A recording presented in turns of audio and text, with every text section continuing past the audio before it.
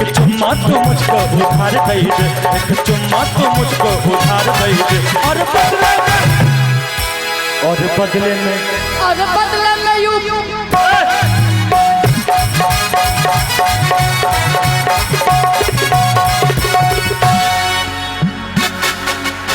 हमको उठाइए।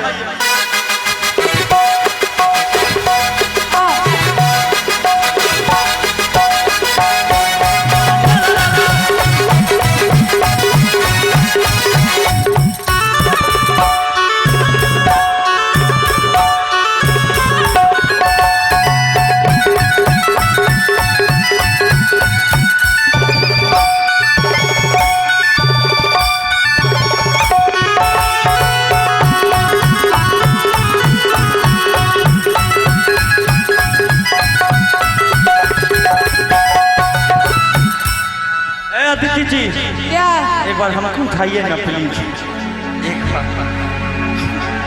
अरे उठाने के लिए कुछ नहीं चाहिए क्या? अभी भोरे का टाइम है, सुबह के टाइम में किसी मर्द को मत छेड़िए, सुबह के टाइम में किसी मर्द को मत छेड़िए, और नहीं तो मुंह दिखाने के काबिल नहीं रहिएगा।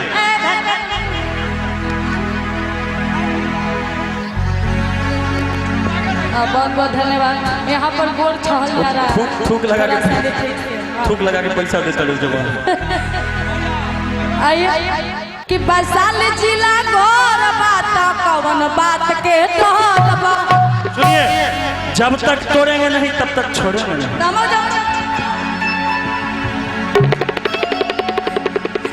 बाकी आइए चलते हैं। हो एक चुम्मा तू मुझको उधार दे दे। और में क्या बोले थे? क्या? और बदले में वैशाली बाजार ले ले।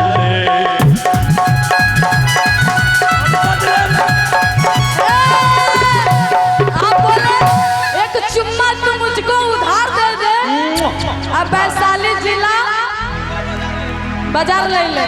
उधार ये वैशाली बाजार तो मेरा ही है, तो फिर दीजिएगा कब? आपका है?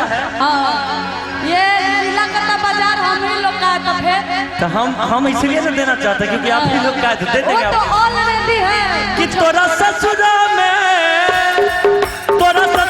देख हम किनबो जमीन।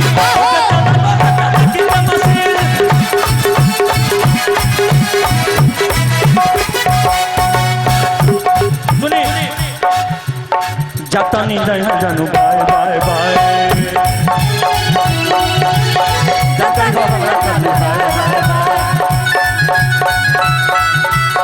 जिए के पत्ता तोरा अब हमरा अदिति तोरा ससुरा में देख हम किनबो जमीन। ओए चला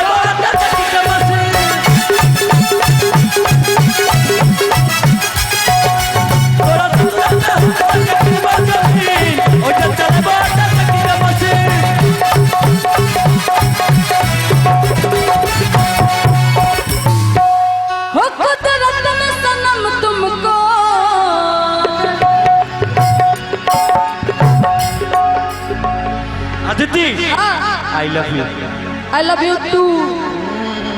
कितना बच्चू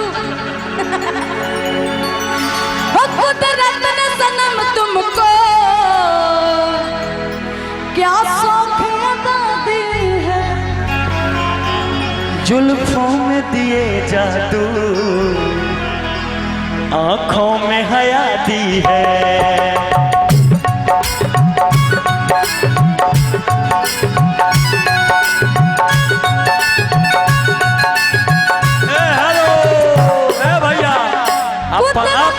आप पंखा काहे नहीं लगाई मंच पर, बताइए। बाप रे बाप,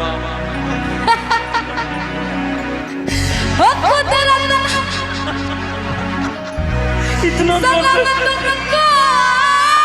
नाचते नाचते कब क्या हो गया पता नहीं चला। क्या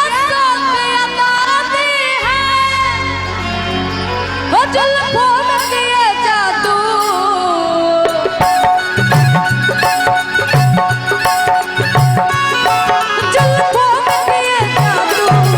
आंखों में हया दी है, जुल्फों में दिए जादू